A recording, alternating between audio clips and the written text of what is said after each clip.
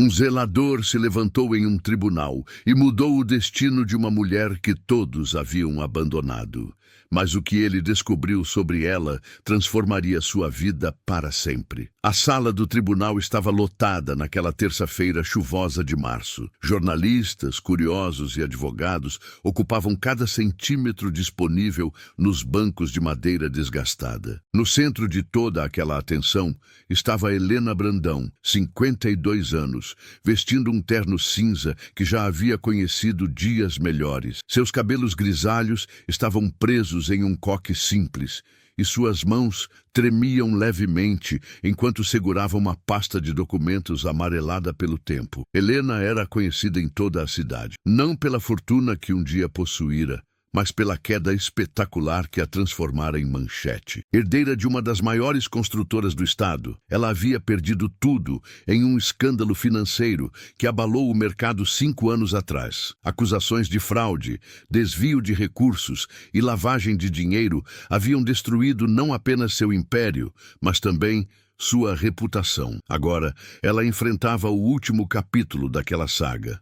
Um processo movido por investidores que haviam perdido milhões. Seu advogado, Dr. Marcelo Furtado, um homem de 60 anos com uma reputação impecável, estava ao seu lado, ou pelo menos deveria estar. O juiz, Dr. Augusto Marinho, um homem severo de óculos grossos e cabelos completamente brancos, bateu o martelo solicitando ordem. A audiência estava prestes a começar. Foi então que aconteceu algo que ninguém esperava. Dr. Marcelo se levantou abruptamente, sua pasta de couro caindo no chão com um baque surdo que ecoou pela sala. Ele olhou para Helena, depois para o juiz e disse em voz alta e clara: Excelência, solicito permissão para me retirar deste caso. Não posso mais representar a senhora Brandão. Um murmúrio coletivo percorreu o tribunal. Helena empalideceu, suas mãos agarrando a borda da mesa com tanta força que seus nós dos dedos ficaram brancos. Doutor Marcelo, disse o juiz franzindo a testa, o senhor está ciente de que esta audiência está prestes a começar? Qual é o motivo dessa decisão repentina? O advogado ajeitou a gravata, evitando o olhar de Helena. Questões éticas, Excelência. Recebi novas informações que tornam impossível minha continuidade neste caso. Helena se virou para ele, a voz saindo como um sussurro desesperado. Marcelo, do que você está falando? Nós discutimos tudo. Você conhece cada detalhe deste caso. Ele não respondeu. Simplesmente pegou sua pasta, fez uma reverência ao juiz e saiu da sala, seus passos ecoando em um silêncio absoluto. Helena ficou sozinha, completamente sozinha, diante de um tribunal hostil, jornalistas ávidos por sangue e um juiz que claramente não tinha paciência para dramas. Senhora Brandão, disse o juiz, sua voz cortante como uma lâmina. A senhora precisa de representação legal. Podemos remarcar esta audiência, mas isso significará mais atrasos e, francamente, este caso já se arrasta há tempo demais. Helena abriu a boca, mas nenhuma palavra saiu. Lágrimas começaram a se formar em seus olhos, mas ela piscou rapidamente, recusando-se a chorar na frente de todos aqueles estranhos que já a haviam julgado e condenado muito antes de qualquer veredicto oficial. Foi nesse momento que uma voz grave e firme ecoou do fundo da sala. Eu a defenderei. Todas as cabeças se viraram. Nos últimos bancos, perto da porta, um homem se levantou. Ele tinha cerca de 45 anos.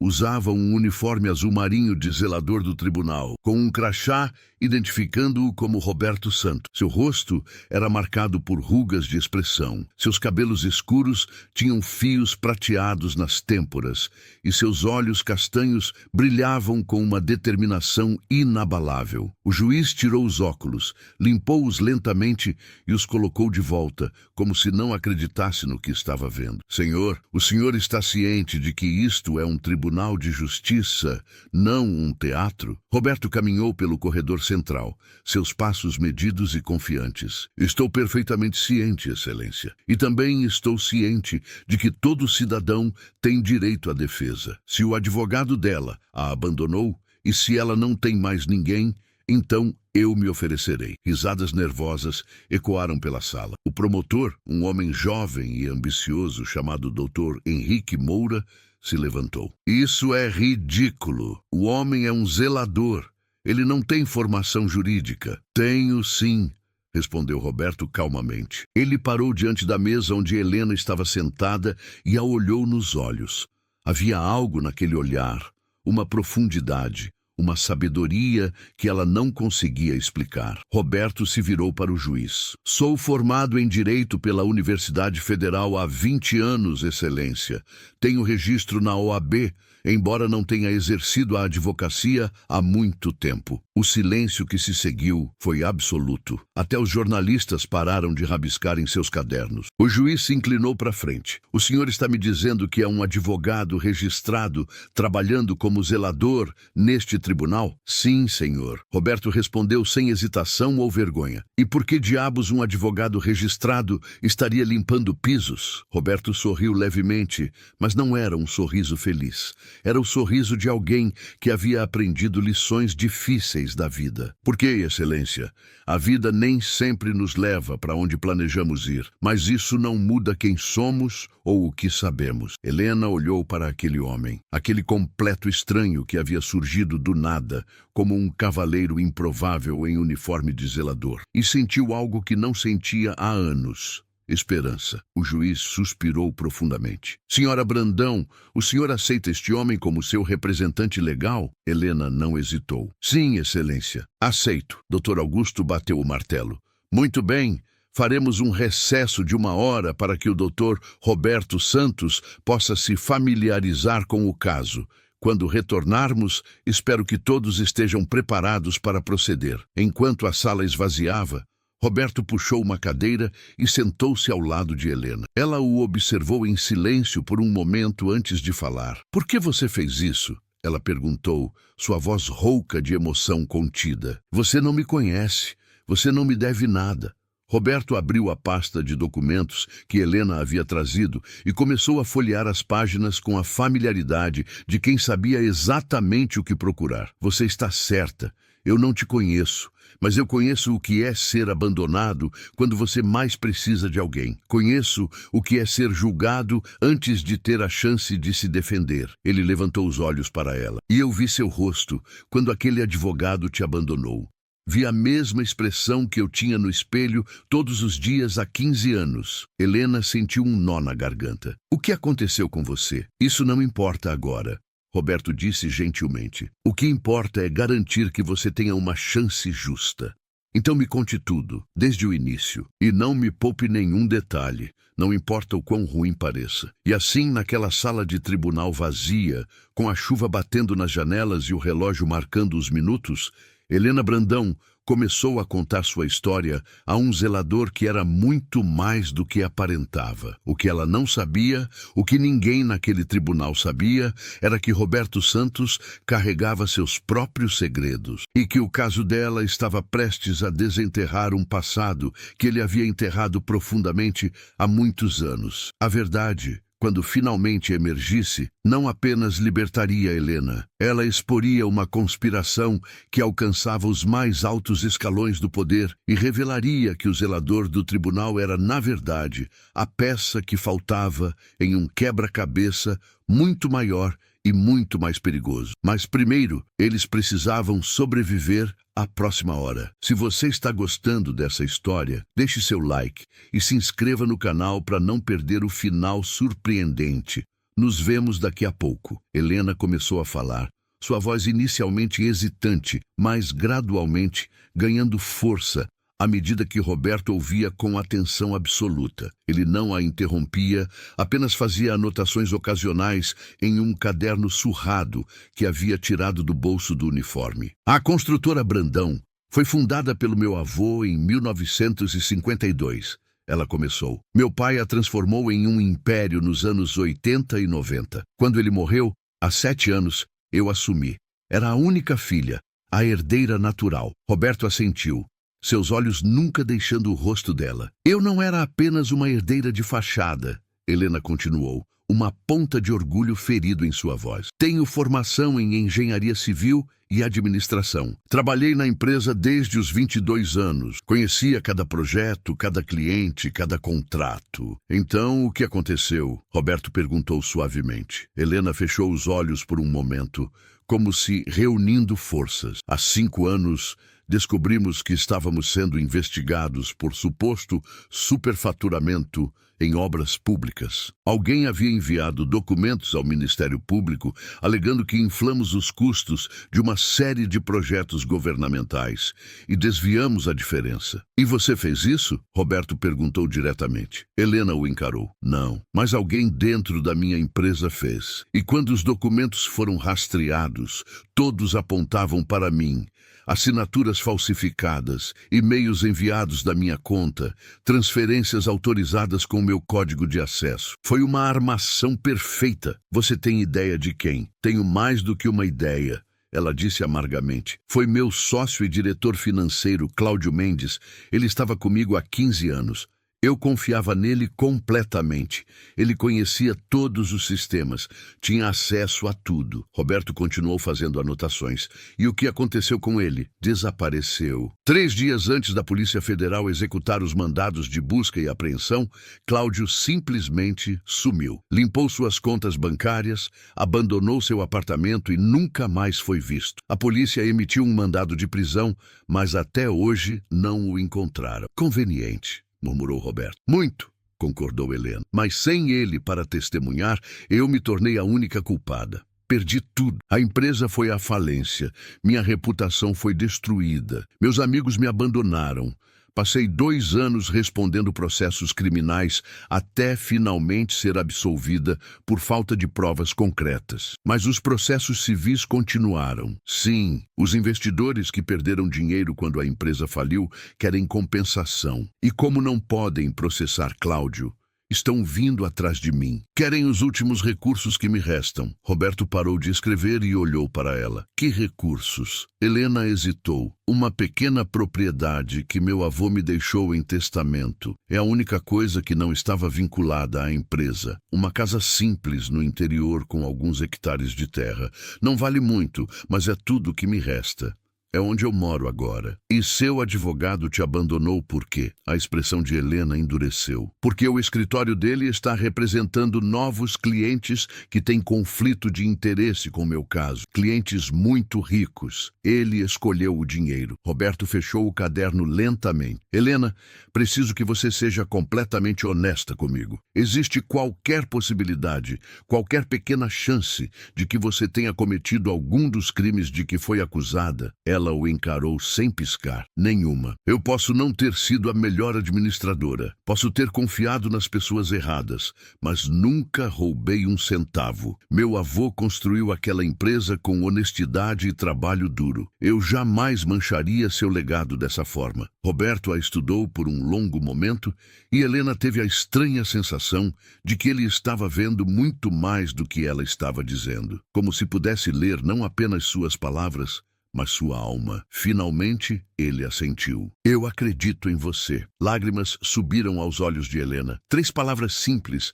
mas vindas de um estranho que não tinha nada a ganhar ao defendê-la, significavam mais do que todos os discursos vazios que havia ouvido de pessoas que supostamente se importavam. Obrigada, ela sussurrou. Não me agradeça ainda. Roberto disse, voltando a abrir a pasta de documento. Temos menos de 40 minutos para construir uma defesa. Mostre-me tudo o que você trouxe. Enquanto trabalhavam, Helena não pôde deixar de observá-lo. Apesar do uniforme de zelador, havia algo em Roberto que respirava autoridade e inteligência. Seus olhos percorriam os documentos com a velocidade e precisão de alguém que havia feito aquilo milhares de vezes. Suas perguntas eram cirúrgicas, indo direto ao cerne de cada questão. Roberto, ela disse hesitantemente, você não precisa me contar se não quiser, mas Porque um advogado está trabalhando como zelador. Ele não levantou os olhos dos documentos. A mesma razão pela qual uma empresária de sucesso agora mora sozinha no interior. Às vezes a vida nos derruba, Helena. E às vezes, em vez de lutar para voltar ao topo, a gente aprende que há valor em reconstruir do zero. Mas você claramente ainda tem o talento. Por que não voltar a advogar? Roberto finalmente olhou para ela e Helena viu uma dor profunda naqueles olhos castanhos. Porque algumas pontes, quando queimam, não devem ser reconstruídas. Algumas portas, quando fechadas, devem permanecer assim. Antes que ela pudesse perguntar mais, a porta da sala se abriu. O oficial de justiça entrou. Dr. Santos, senhora Brandão, o juiz retornará em 5 minutos. Roberto se levantou, alisando seu uniforme. Estamos prontos. Helena o olhou com incerteza. Estamos? Ele sorriu, e desta vez foi um sorriso genuíno. Caloroso. Confia em mim? Helena respirou fundo. Ela havia confiado nas pessoas erradas antes, e isso havia destruído sua vida. Mas algo naquele homem, naquele zelador improvável com olhos que guardavam segredos e uma alma que parecia entender dor, fez com que ela assentisse. Confio. Então vamos mostrar a este tribunal quem Helena Brandão realmente é. Quando entraram novamente na sala lotada, os murmúrios recomeçaram. Jornalistas afiavam suas canetas, preparados para documentar o que certamente seria um desastre espetacular. O promotor, Dr. Henrique, tinha um sorriso confiante no rosto. Para ele, aquilo seria uma vitória fácil. Mas nenhum deles estava preparado para o que Roberto Santos estava prestes a fazer. O juiz bateu o martelo. Podemos prosseguir. Dr. Henrique, apresente sua abertura. O promotor se levantou, ajeitando a gravata cara. Ele era jovem, ambicioso, o tipo de homem que via casos de alto perfil como degraus para uma carreira política. Excelência, ilustres presentes, começou ele, sua voz projetada para preencher toda a sala. Este é um caso simples de responsabilidade civil. A senhora Helena Brandão era a presidente e principal acionista da construtora Brandão quando a empresa cometeu fraudes que resultaram em perdas de aproximadamente 15 milhões de reais para investidores e acionistas minoritários. Ele caminhou dramaticamente pela sala. Embora a senhora Brandão tenha sido absolvida criminalmente por insuficiência de provas, isso não a exime de responsabilidade civil pelos danos causados sob sua liderança. Os investidores que confiaram nela e em sua empresa merecem compensação. E a senhora Brandão, como principal beneficiária dos anos de lucros da empresa, deve agora arcar com os prejuízos. Dr. Henrique se virou para Helena com um olhar que misturava desdém e triunfo. A defesa gostaria de nos fazer acreditar que ela é uma vítima inocente, mas a verdade é que ela estava no comando. A responsabilidade final era dela. E agora, a justiça deve ser feita. Ele se sentou claramente satisfeito com sua performance. O juiz se virou para Roberto. Dr. Santos, sua abertura. Roberto se levantou lentamente. Ele não ajeitou o uniforme ou tentou parecer algo que não era. Simplesmente ficou ali. Um homem comum vestindo roupas de trabalho, e começou a falar. Excelência! Sua voz era calma, mas penetrante. O ilustre promotor está correto em um ponto. Este deveria ser um caso simples, mas não da forma como ele descreveu. Roberto caminhou até ficar de frente para o júri de investidores presentes e os espectadores. A questão central não é se houve fraude. Houve. A questão não é se pessoas foram prejudicadas. Foram. A questão real, a única que importa hoje é quem é o verdadeiro responsável. Ele se virou para Helena. Helena Brandão construiu sua vida inteira em torno de honrar o legado de seu avô. Trabalhou na empresa por 25 anos antes de assumir a presidência. Nunca houve uma única reclamação, uma única suspeita de irregularidade durante todo esse tempo.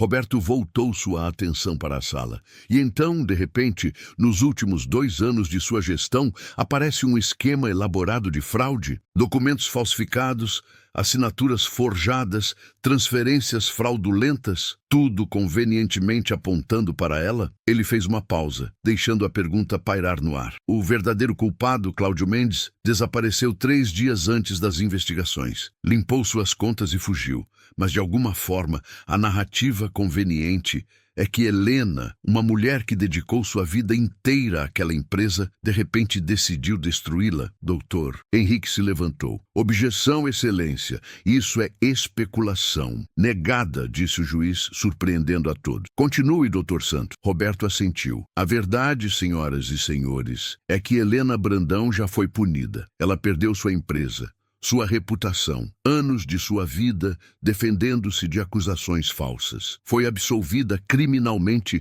porque não havia provas de sua culpa. E agora querem tirar dela a única coisa que resta, uma pequena propriedade familiar que nem sequer fazia parte da empresa. Ele se aproximou do banco do juiz. Mas há algo mais neste caso, algo que o promotor convenientemente deixou de mencionar. E nos próximos dias vamos provar não apenas que Helena é inocente, mas também quem realmente se beneficiou dessa fraude. E quando fizermos isso, todos aqui verão que a verdadeira vítima está sentada naquela cadeira. Roberto voltou para seu lugar ao lado de Helena, que o olhava com admiração e esperança renovada. O juiz bateu o martelo. Vamos proceder com as testemunhas. Dr. Henrique, chame sua primeira testemunha. O que se seguiu foram 3 horas de testemunhos técnicos. Contadores descreveram as irregularidades financeiras. Investidores relataram suas perdas. Cada testemunha parecia adicionar mais peso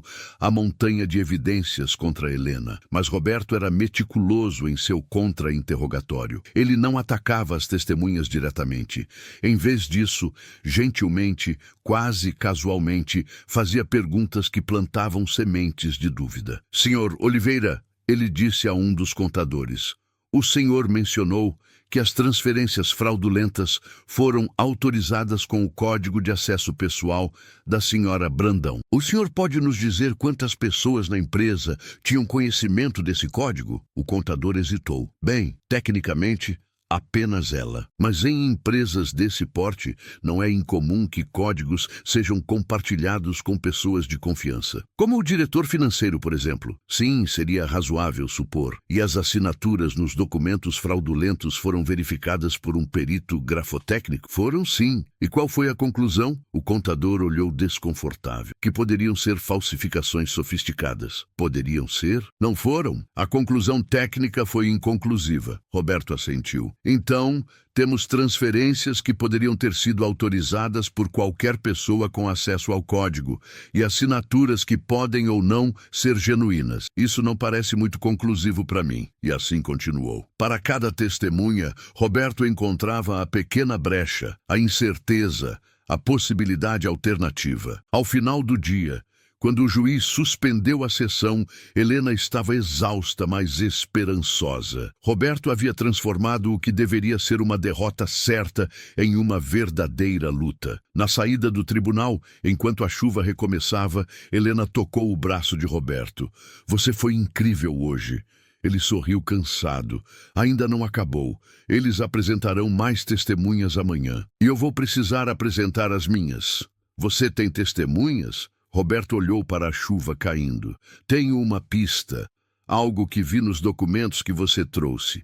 Preciso de hoje à noite para investigar. Roberto, você nem sequer vai para casa descansar? Ele se virou para ela, e Helena viu novamente aquela profundidade em seus olhos. Helena, há 15 anos...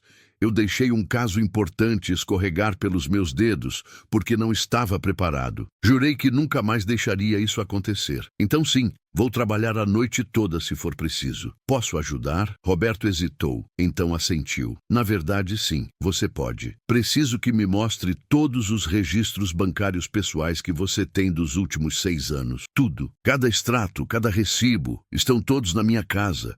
Então vamos até lá. Enquanto dirigiam pela chuva em direção ao interior, nenhum deles percebeu o carro preto que os seguia a uma distância discreta. Seus faróis, cortando a escuridão como olhos de predador. A verdade que Roberto estava prestes a descobrir era mais perigosa do que qualquer um deles imaginava, e havia pessoas muito poderosas que fariam qualquer coisa para mantê-la enterrada. A casa de Helena ficava a cerca de 40 minutos do centro da cidade, no fim de uma estrada de terra que serpenteava entre campos e pequenos bosques. Era uma construção simples, uma casa de fazenda antiga que havia sido do avô dela, com paredes de tijolos à vista e um telhado de telhas vermelhas. A pintura estava descascando em alguns lugares, mas havia algo acolhedor naquele lugar, algo que falava de raízes e história. Roberto estacionou seu carro velho e surrado ao lado da picape desgastada de Helena. A chuva havia diminuído para uma garoa fina e o ar cheirava a terra molhada e vegetação. "Não é muito", Helena disse, quase se desculpando enquanto destrancava a porta da frente. "Mas é meu. É honesto", Roberto respondeu. "Isso vale mais do que muito." O interior era simples, mas limpo. Móveis antigos, mas bem cuidados, fotografias em porta-retratos de prata embaçada, uma estante repleta de livros. Era a casa de alguém que havia conhecido riqueza, mas aprendido a viver com simplicidade. Helena acendeu as luzes e foi direto para um pequeno escritório. "Todos os documentos financeiros estão aqui.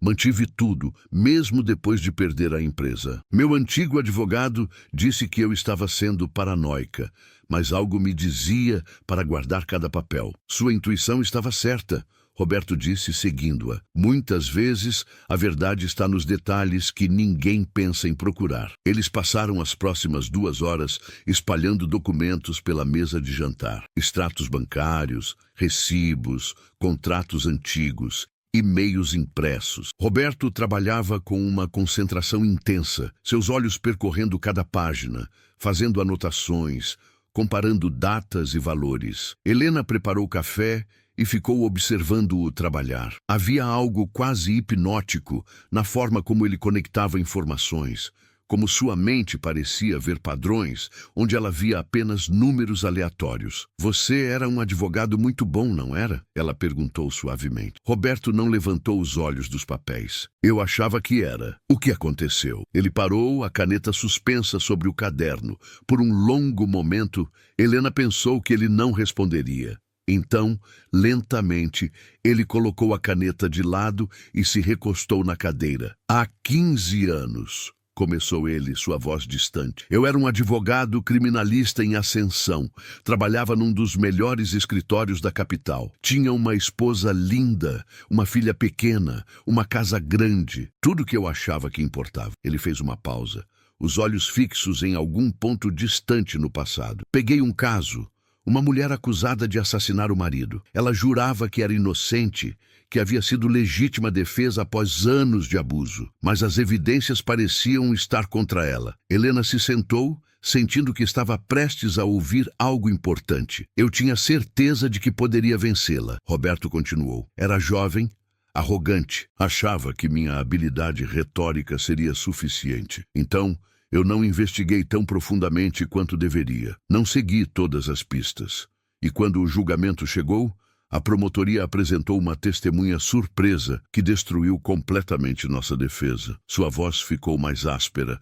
"Ela foi condenada a 20 anos e eu não consegui viver com isso. Não consegui aceitar que minha arrogância, minha falta de preparação havia condenado uma mulher inocente." "Como você sabe que ela era inocente?" Helena perguntou gentilmente. "Porque 3 anos depois, o verdadeiro assassino confessou em seu leito de morte. Era o cunhado dela que havia forjado as evidências. Minha cliente foi libertada, mas já havia perdido 3 anos de sua vida. Sua filha, que tinha 8 anos quando ela foi presa, mal a reconheceu quando saiu." Roberto esfregou o rosto com as mãos. "Minha esposa me deixou. Disse que eu havia me tornado obcecado com o caso, que estava negligenciando minha própria família em busca de redenção. Ela estava certa. Perdi minha licença temporariamente por negligência profissional. E quando finalmente a recuperei, descobri que não conseguia mais entrar numa sala de tribunal sem reviver aquele fracasso. Então, Você virou zelador. Aceitei o emprego no tribunal. Ele corrigiu suavemente. Pensei que se não podia praticar justiça, poderia pelo menos estar perto dela. Poderia limpar os pisos onde ela era supostamente servida. E com o tempo, fiz as pazes com o meu fracasso. Aprendi humildade. Aprendi que servir de qualquer forma ainda é servir. Helena sentiu lágrimas queimar em seus olhos. Mas hoje você voltou. Por mim. Roberto finalmente olhou para ela e havia uma intensidade em seu olhar que a fez prender a respiração. Porque, quando vi seu advogado te abandonar, vi minha cliente daquela época. Vi o desespero, o medo, a sensação de estar completamente sozinha, e não pude deixar isso acontecer novamente. Um silêncio carregado preencheu a sala. Helena se pegou, vendo Roberto não como um zelador, ou mesmo como um advogado, mas como um homem profundamente ferido, que ainda escolhia fazer o bem. Obrigada, ela disse finalmente, por me dar uma chance. Roberto assentiu e voltou aos documentos, mas alguns minutos depois, ele de repente congelou. Seus olhos se arregalaram enquanto ele comparava dois papéis lado a lado. Helena, ele disse lentamente, você se lembra de ter feito um depósito de R$200 mil em sua conta pessoal em janeiro de 5 anos atrás? Ela franziu a testa. Não, eu nunca tive tanto dinheiro assim em minha conta pessoal. Roberto virou o extrato bancário para ela, apontando para a linha. Mas está aqui, um depósito de R$200 mil, com a descrição transferência interna. Helena estudou o papel, confusão nublando sua expressão. Eu não me lembro disso. E mesmo que fosse uma transferência da empresa, eu teria que ter autorizado. A menos, Roberto disse, sua voz ganhando urgência, que alguém tenha feito a transferência usando suas credenciais e depois apagou do seu sistema de monitoramento pessoal. Ele começou a folhear freneticamente outros documentos. Olha aqui, outro depósito 3 meses depois. 150 mil. E aqui, mais 180 mil 2 meses após isso. Todos descritos como transferências internas, todos em sua conta pessoal. Mas eu nunca vi esse dinheiro, Helena protestou. Minha conta nunca teve esses valores. Roberto se levantou abruptamente, porque ele foi transferido para fora quase imediatamente. Olhe as datas das retiradas.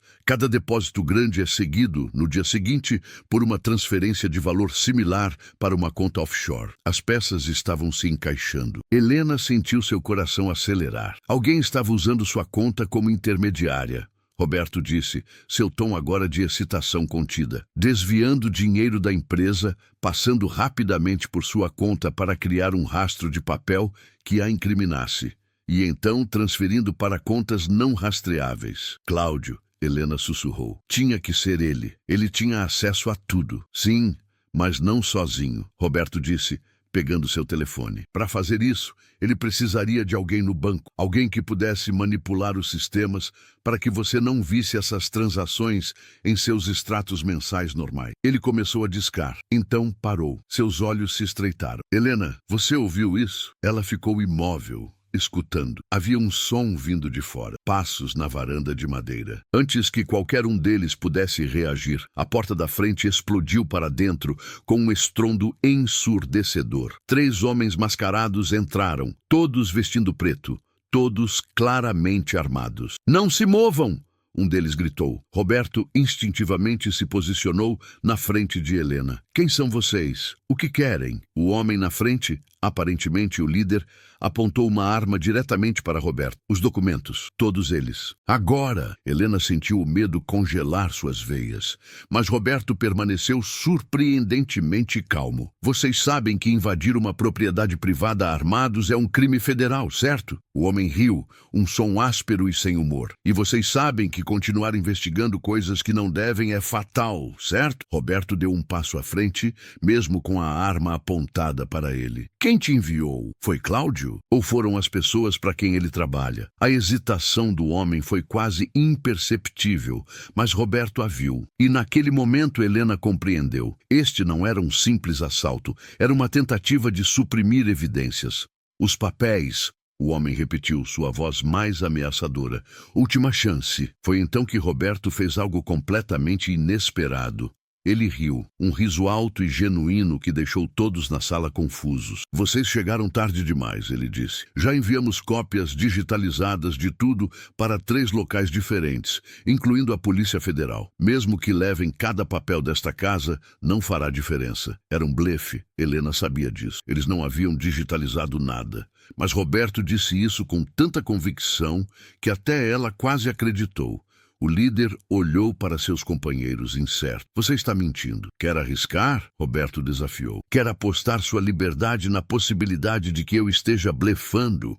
Porque se eu não estiver, vocês acabaram de invadir uma propriedade e ameaçar testemunhas em um caso federal. E tudo está documentado e em mãos das autoridades. O silêncio se estendeu, tenso como uma corda prestes a se romper. Então o líder baixou ligeiramente sua arma. Isso não acabou, ele disse. Vocês não sabem com quem estão mexendo. Não, Roberto disse calmamente. Vocês não sabem com quem estão mexendo. Os homens recuaram lentamente em direção à porta. Em segundos, desapareceram na escuridão.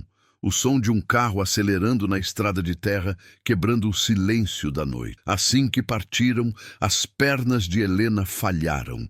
Ela se agarrou à mesa tremendo. Eles poderiam ter nos matado. Roberto a segurou pelos ombros, forçando-a a olhar para ele. Mas não mataram, porque quem quer que tenha enviado eles não quer cadáveres, quer silêncio. E agora sabemos que estamos no caminho certo. Estamos? Helena perguntou, sua voz trêmula.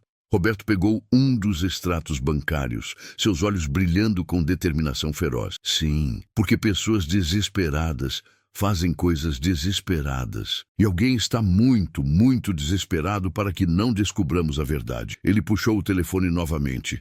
Desta vez, ele completou a ligação. Polícia Federal. Preciso reportar uma invasão domiciliar e solicitar proteção para uma testemunha em um caso de fraude corporativa.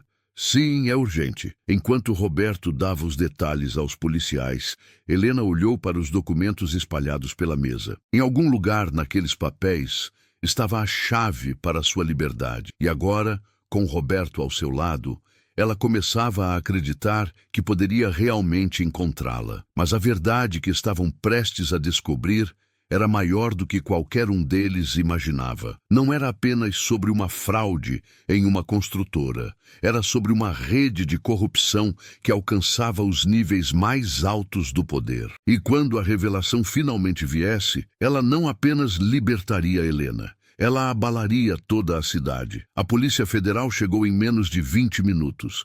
2 viaturas com sirenes que rasgaram o silêncio da noite rural. Agentes armados vasculharam a propriedade enquanto Roberto e Helena davam suas declarações a um delegado de olhar experiente chamado Dr. Augusto Ferreira. Vocês têm sorte de estar vivos, disse Ferreira, fechando seu caderno de anotações. Homens mascarados, armados, não costumam fazer visitas sociais. Eles queriam os documentos que estávamos analisando. Roberto explicou. Documentos financeiros que provam que alguém usou a conta bancária da senhora Brandão como intermediária em um esquema de lavagem de dinheiro. Ferreira ergueu uma sobrancelha. E vocês têm esses documentos? Temos cópias agora, Roberto disse, indicando uma pilha de papéis que havia rapidamente fotografado com seu celular antes dos policiais chegarem. E estou mais do que disposto a compartilhá-los com as autoridades apropriadas. Vou precisar de tudo isso, disse Ferreira. Isso pode se conectar a investigações maiores que já estão em andamento. Nas horas seguintes, a casa de Helena transformou-se em uma cena de crime. Técnicos coletaram evidências, tiraram fotografias dos danos à porta, procuraram impressões digitais. Roberto forneceu uma descrição detalhada dos invasores, embora todos soubessem que homens profissionais como aqueles raramente deixavam pistas úteis. Quando o relógio marcou 3 da manhã, Ferreira se aproximou de Helena. Senhora Brandão, não é seguro você ficar aqui esta noite. Temos razões para acreditar que, se tentaram uma vez, podem tentar novamente. Eu não tenho para onde ir, Helena disse, exaustão pesando em cada palavra. Ela pode ficar comigo, Roberto disse antes que pudesse pensar melhor. Tenho um pequeno apartamento na cidade. Nada luxuoso, mas tem uma fechadura decente e fica em um prédio com porteiro.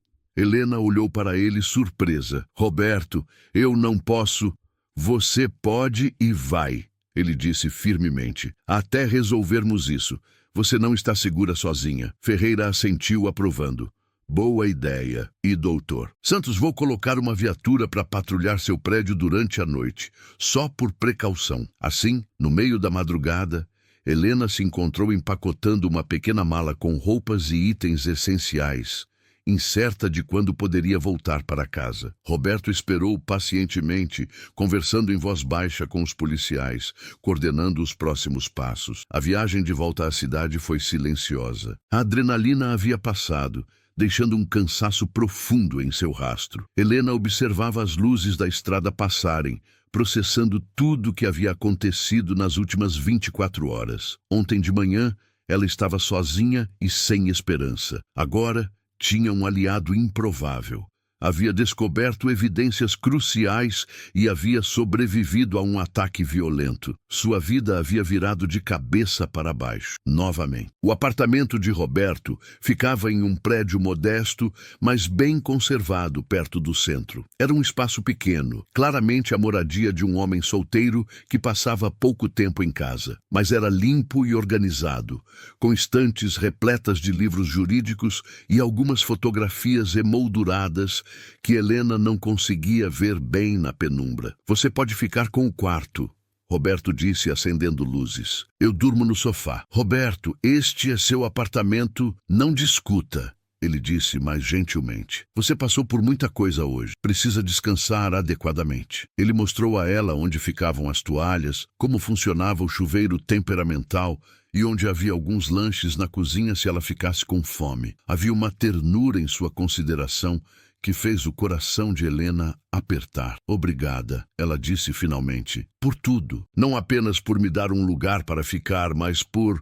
me ver, por acreditar em mim quando ninguém mais acreditou. Roberto sorriu cansado. Nos vemos pela manhã. Temos muito trabalho pela frente. Helena se recolheu ao pequeno quarto, que cheirava levemente a detergente e livros velhos. Ela se deitou na cama estreita, certa de que estava muito agitada para dormir. Mas a exaustão a venceu, e ela caiu em um sono profundo quase imediatamente. Foi Roberto quem ficou acordado. Sentado no sofá da sala, ele abriu seu laptop e começou a trabalhar. As fotografias dos documentos que havia tirado eram sua prioridade. Ele os organizou cronologicamente, criando uma linha do tempo detalhada das transferências suspeitas. E quanto mais ele olhava, mais um padrão emergia. As transferências não eram aleatórias. Elas correspondiam precisamente a datas de grandes contratos governamentais que a construtora Brandão havia assinado. Era como se alguém estivesse desviando uma porcentagem específica de cada projeto público. Mas quem e para onde o dinheiro realmente ia? Roberto abriu outro arquivo em seu computador,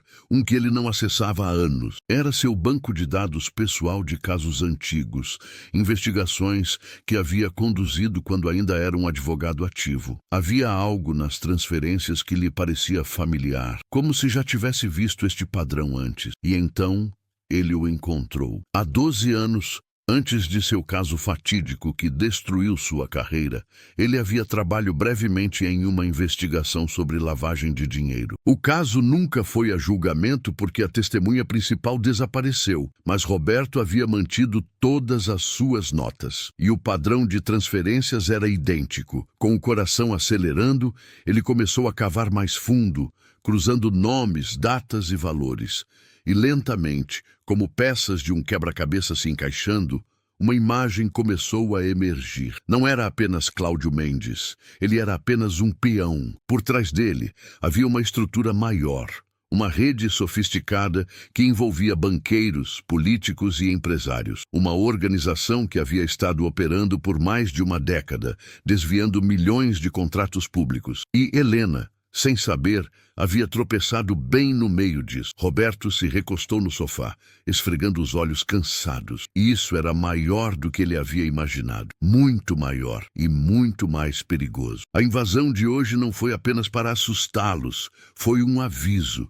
Um aviso de que pessoas poderosas queriam que isso ficasse enterrado. Ele olhou para a porta do quarto onde Helena dormia. Uma mulher inocente que havia perdido tudo por uma fraude que nem sabia que estava acontecendo. Uma mulher que merecia justiça. Roberto pegou seu telefone e ligou para Ferreira, o delegado da Polícia Federal. Ferreira, ele disse quando o homem atendeu. Preciso marcar uma reunião. Urgente. O que eu encontrei é maior do que um simples caso de fraude corporativa. Quão maior? A voz de Ferreira estava totalmente alerta agora. Grande o suficiente para envolver autoridades federais e possivelmente estaduais. Grande o suficiente para que pessoas tenham tentado nos silenciar violentamente. Houve uma pausa. Traga tudo que você tem para meu escritório amanhã às 9 da manhã. E Dr. Santos? Tome cuidado. Se for tão grande quanto você está sugerindo, você acabou de se tornar um alvo. Eu sei, Roberto disse calmamente, mas não vou parar, não desta vez. Depois que desligou, ele voltou ao laptop, continuando sua pesquisa, até que o sol começou a nascer, pintando o céu de tons de rosa e dourado. Helena acordou com o cheiro de café fresco. Ela saiu cambaleante do quarto, encontrando Roberto na pequena cozinha, visivelmente exausto, mas de alguma forma energizado. Você dormiu? Ela perguntou. Não precisei, ele disse, servindo café para ela. Descobri algo grande. Pelos próximos 30 minutos, enquanto bebiam café e comiam torradas simples, Roberto explicou tudo o que havia descoberto. A rede de corrupção, os padrões de transferência, as conexões com seu caso antigo. Helena o ouviu em silêncio crescente, seu rosto empalidecendo à medida que a verdadeira magnitude da situação se revelava. Roberto,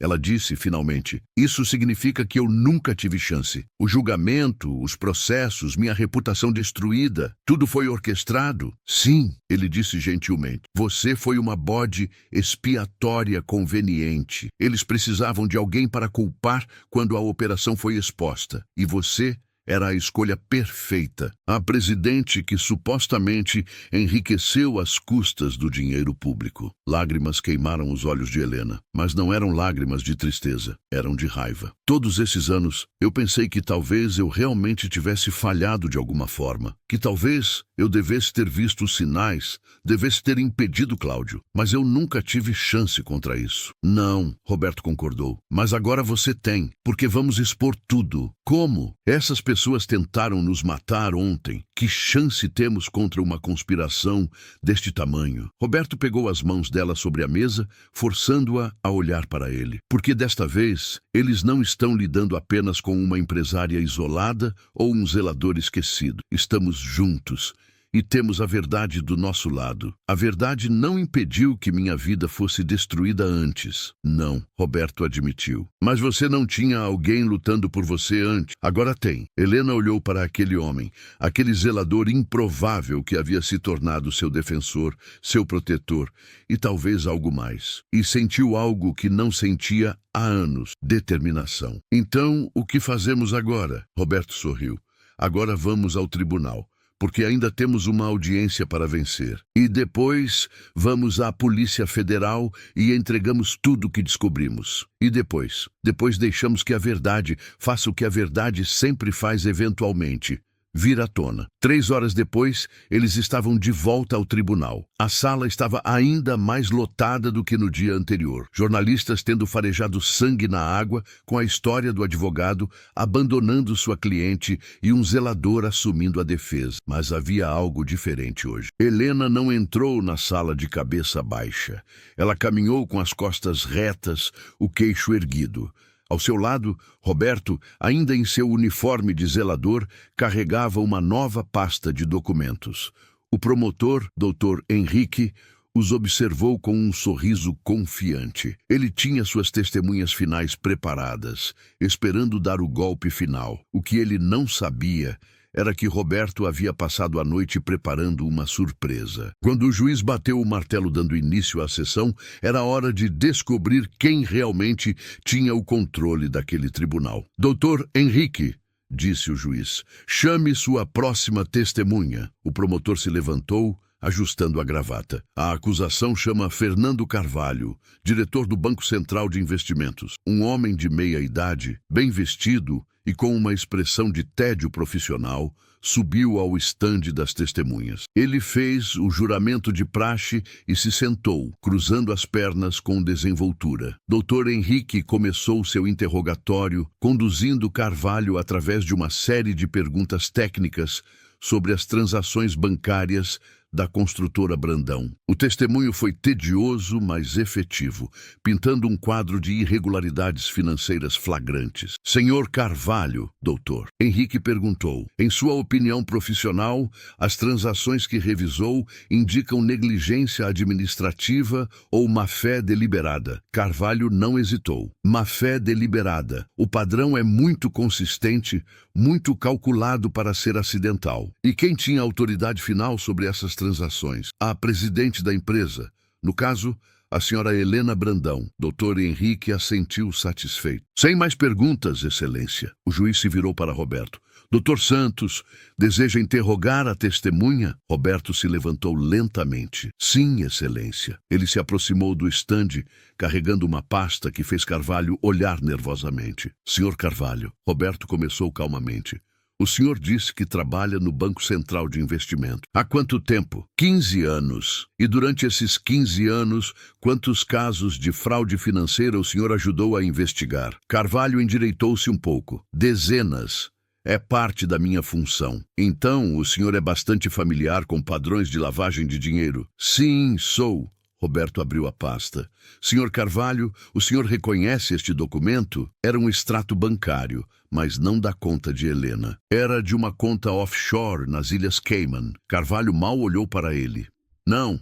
Deveria? Talvez devesse, Roberto disse suavemente, porque esta conta recebeu aproximadamente 3,5 milhões de reais em transferências que passaram pela conta pessoal da senhora Brandão nos últimos 5 anos. Um murmúrio percorreu a sala. O promotor se levantou. Objeção, excelência. Relevância? Vou estabelecê-la em breve. Roberto prometeu. O juiz assentiu. Prossiga, mas chegue ao ponto rapidamente, doutor Santos. Roberto se virou de volta para Carvalho. Senhor Carvalho, o senhor está familiarizado com uma empresa chamada Horizonte Consultoria? Foi sutil, mas Roberto viu. A menor tensão nos ombros de Carvalho, uma piscada rápida demais. Não particularmente. Estranho. Roberto disse, porque Horizonte Consultoria é dona desta conta offshore. E registros corporativos mostram que o senhor é um dos acionistas da Horizonte. O silêncio na sala foi absoluto. Carvalho empalideceu visivelmente. Eu sou um investidor menor. Isso não tem nada a ver com... Não tem? Roberto interrompeu, porque me parece que o senhor tinha um interesse pessoal em garantir que o dinheiro desviado da construtora Brandão chegasse a esta conta. Um interesse no valor de aproximadamente 30% dos lucros, de acordo com sua participação acionária. Dr. Henrique estava de pé. Excelência, isso é um absurdo. A defesa está fazendo acusações sem fundamento. Tenho fundamento, Roberto disse calmamente, entregando uma pilha de documentos ao oficial de justiça. Registros corporativos, extratos bancários, e-mails internos, tudo documentando a conexão entre o senhor Carvalho e a conta que recebeu o dinheiro desviado. O juiz examinou os documentos, sua expressão ficando cada vez mais séria. Doutor Santos, estas são acusações muito graves. Sim, são. Roberto concordou. E há mais. Senhor Carvalho, o senhor conhece um homem chamado Cláudio Mendes? Carvalho estava suando agora. Eu não posso responder a isso sem meu advogado. Seu privilégio, Roberto disse. Mas deixe-me poupar a todos algum tempo. Cláudio Mendes, o diretor financeiro que desapareceu, era seu primo de segundo grau. Isso está em registros públicos de família. O tribunal explodiu em alvoroço. Jornalistas rabiscavam freneticamente. O juiz batia o martelo exigindo ordem. Roberto continuou, sua voz cortando o caos. Senhor Carvalho, Eu sugiro fortemente que o senhor invoque seu direito de permanecer em silêncio, porque qualquer coisa que disser agora pode e será usado contra o senhor em processos criminais futuros. Carvalho olhou para o juiz, depois para o promotor, depois de volta para Roberto. Sua expressão era de um homem que acabara de perceber que havia caído em uma armadilha. Eu invoco meu direito ao silêncio, ele disse fracamente. O juiz bateu o martelo. Esta testemunha está dispensada. E, senhor Carvalho, o senhor não está autorizado a deixar a jurisdição. Espere ser contatado pela Polícia Federal. Carvalho desceu do estande com pernas trêmulas. Enquanto ele passava por Roberto, o zelador murmurou baixo o suficiente para apenas ele ouvir. Você deveria ter ficado quieto. Agora vocês vão cair. A sessão foi suspensa para um recesso de emergência. O promotor estava em pânico, consultando freneticamente com seus assistentes. O juiz estava no telefone com o procurador-geral e Helena olhava para Roberto com admiração e descrença. Como você sabia? Passei a noite investigando, ele disse simplesmente. As transferências tinham um padrão muito específico. E quando vi que todas passavam pelo Banco Central de Investimentos, comecei a procurar quem naquele banco poderia facilitar isso. Carvalho foi descuidado, deixou um rastro de papel, mas você o destruiu ali, na frente de todos. Roberto balançou a cabeça. Não o destruí. Apenas expus a verdade. A destruição é consequência dele, não minha ação. Quando a sessão recomeçou, a dinâmica havia mudado completamente. O promotor, claramente abalado, chamou suas testemunhas restantes, mas o coração havia saído de seu caso. A revelação sobre Carvalho havia lançado dúvidas sobre tudo. Então, veio a vez de Roberto apresentar sua defesa. E sua primeira testemunha fez a sala inteira prender a respiração. A defesa chama a senhora Márcia Oliveira, uma mulher de 50 e poucos anos, com cabelos grisalhos e olhos cansados, caminhou até o estande. Ela estava visivelmente nervosa, suas mãos tremendo ao fazer o juramento. Senhora Oliveira, Roberto começou gentilmente. Pode nos dizer qual era a sua função na construtora Brandão? Eu era a secretária executiva, ela disse com voz trêmula. Trabalhei lá por 22 anos. E a senhora trabalhava diretamente com a senhora Brandão? Sim, eu era a assistente pessoal dela por 15 anos. Roberto assentiu encorajadoramente. Senhora Oliveira, no dia anterior à Polícia Federal executar os mandados de busca, onde a senhora estava? A mulher hesitou, olhando nervosamente para Helena. Eu estava no escritório, tarde da noite. Havia voltado porque esqueci minha bolsa. E o que a senhora viu? Vi o senhor Cláudio Mendes. Ele estava no computador da senhora Helena. Eu perguntei o que ele estava fazendo. E ele disse que estava apenas verificando alguns arquivos. Mas ele parecia nervoso. Muito nervoso. A senhora mencionou isso a alguém? Lágrimas começaram a escorrer pelo rosto de Márcia. Não, porque no dia seguinte o Sr. Mendes veio até mim. Ele disse que se eu contasse a alguém o que tinha visto, ele garantiria que eu fosse incluída nas investigações. Disse que tinha evidências falsas prontas para me incriminar também. Eu tinha uma filha na faculdade, precisava do emprego. Então eu fiquei calada. Helena sentiu lágrimas queimar em seus próprios olhos. Márcia, sua assistente leal por tantos anos, havia testemunhado algo crucial e foi ameaçada ao silêncio. Senhora Oliveira, Roberto continuou, por que a senhora decidiu vir à frente agora? Márcia olhou diretamente para Helena. Porque vi nos jornais que a senhora Helena estava lutando sozinha, porque não consegui mais viver com a culpa de saber a verdade e não falar. E por quê? Sua voz falhou. Porque ela sempre foi boa comigo. Ela não merecia o que fizeram com ela. Roberto entregou um documento ao oficial de justiça. Sem mais perguntas, Excelência. O promotor tentou desacreditar o testemunho de Márcia no contra-interrogatório, sugerindo que ela estava sendo paga ou coagida por Roberto. Mas a mulher manteve-se firme, sua honestidade simples mais poderosa do que qualquer argumento jurídico elaborado. Quando ela desceu do estande, Helena a alcançou e abraçou. Obrigada. Ela sussurrou. Obrigada por finalmente falar. Márcia apenas assentiu, lágrimas ainda escorrendo por seu rosto. Roberto chamou mais 3 testemunhas naquela tarde. Um ex-funcionário da TI que confirmou que Cláudio tinha acesso administrativo completo aos sistemas da empresa. Um contador forense independente que demonstrou como as assinaturas nos documentos fraudulentos eram falsificações sofisticadas. E, finalmente, um investigador particular que Roberto havia contratado secretamente, que apresentou evidências de que Cláudio Mendes havia sido visto em 3 países diferentes nos últimos anos, vivendo sob nomes falsos, mas gastando generosamente. Ao final do dia, o caso da acusação estava em frangalhos. A suposta culpada havia sido transformada de perpetradora em vítima, e uma rede muito maior de conspiração havia sido exposta. Quando o juiz suspendeu a sessão para o dia, ele fez um anúncio inesperado. Dada a natureza das revelações de hoje e as sérias acusações de conspiração criminal que surgiram, estou suspendendo este processo civil temporariamente. Estarei encaminhando todos os materiais apresentados hoje à Polícia Federal para investigação criminal completa. Retomaremos quando e se as autoridades federais concluírem suas investigações. Ele bateu o martelo. Sessão encerrada. Enquanto a sala esvaziava, Roberto e Helena ficaram sentados em silêncio por um momento. O peso do que havia acontecido lentamente se assentando sobre eles. Você fez isso. Helena disse finalmente. Você realmente fez isso. Roberto balançou a cabeça.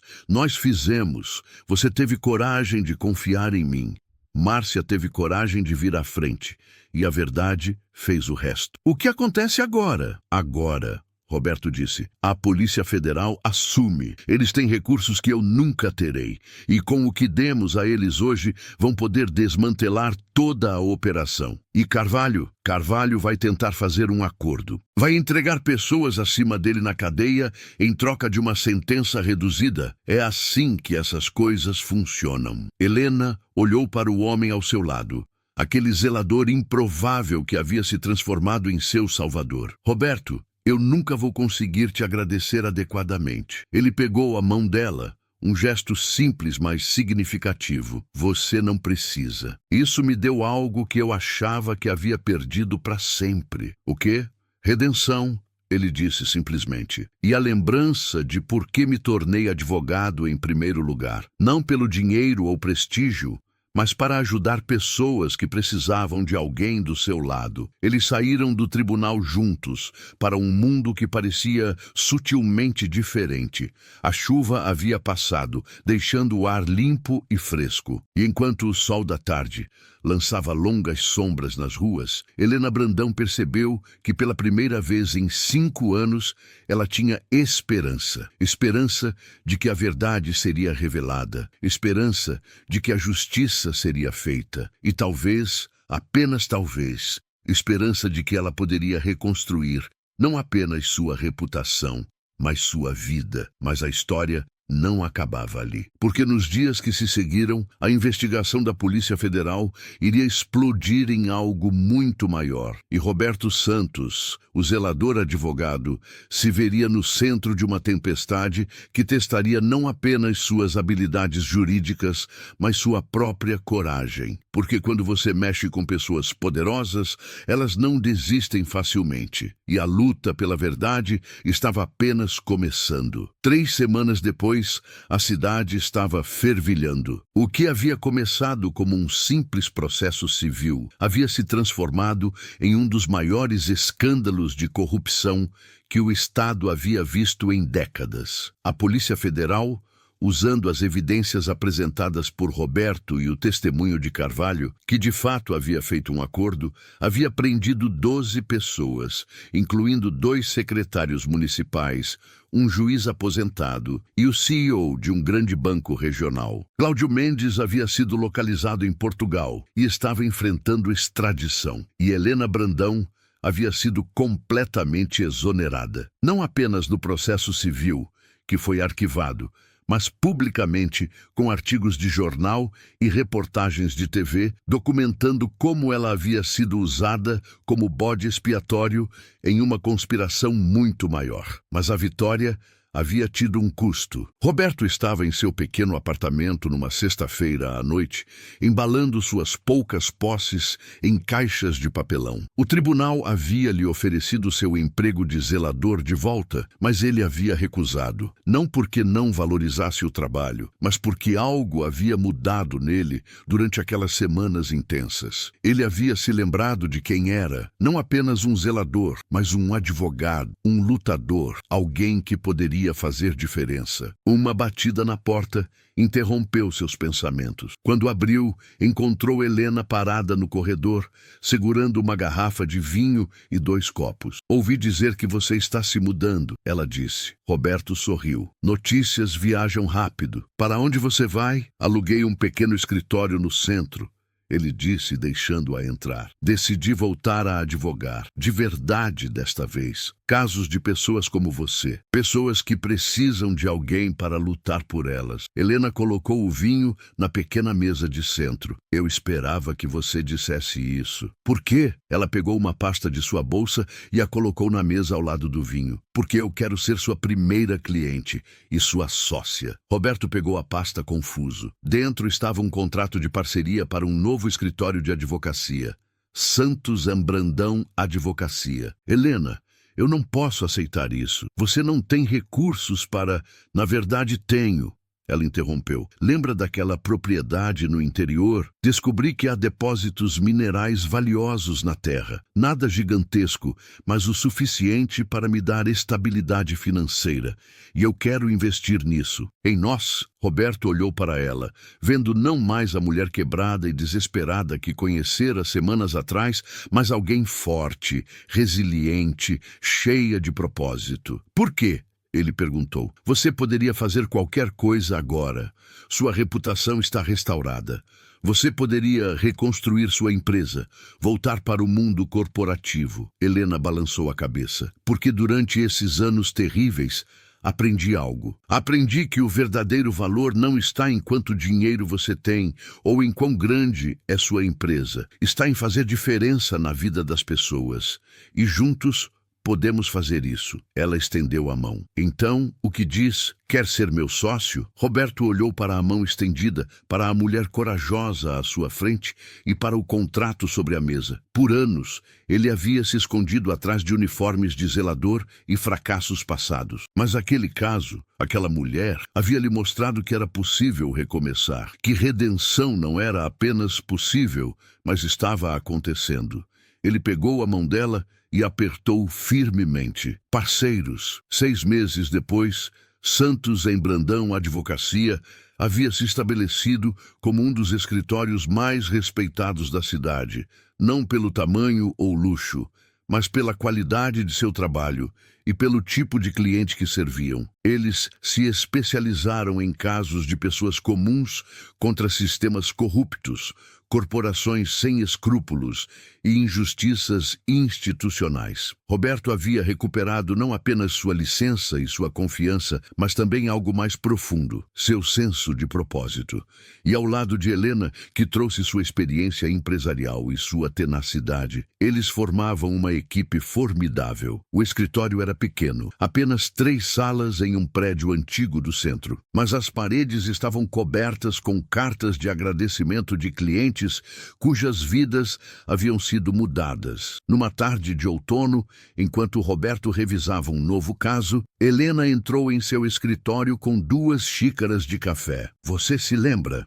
ela disse, sentando-se na cadeira à frente dele. "Daquele dia no tribunal, quando você se levantou e disse, 'Eu a defenderei'?" Roberto sorriu. "Como eu poderia esquecer? Eu pensei que você era louco, um zelador se oferecendo para me defender contra uma equipe inteira de advogados corporativos. Talvez eu fosse louco." Roberto admitiu. "Não", Helena disse suavemente. "Você era corajoso, e aquela coragem mudou minha vida. Não apenas porque vencemos o caso, mas porque você me mostrou que ainda existem pessoas boas no mundo. Pessoas que lutam pelo que é certo, não pelo que é lucrativo." "Helena, deixe-me terminar", ela interrompeu gentilmente. "Você me deu minha vida de volta, minha dignidade, minha esperança. E eu quero que você saiba que tudo isso..." Ela gesticulou para o escritório ao redor. "Isso não é apenas um negócio para mim. É um legado. Um legado que começou com um zelador que se recusou a deixar uma mulher lutar sozinha. Roberto sentiu emoção apertar sua garganta. Você sabe o que é engraçado? Todos esses anos, eu pensei que minha vida havia acabado com aquele caso que perdi. Pensei que nunca me redimiria. Mas você me mostrou que redenção não é sobre apagar erros passados. É sobre fazer escolhas melhores a partir de agora. Eles ficaram sentados em silêncio confortável por um momento.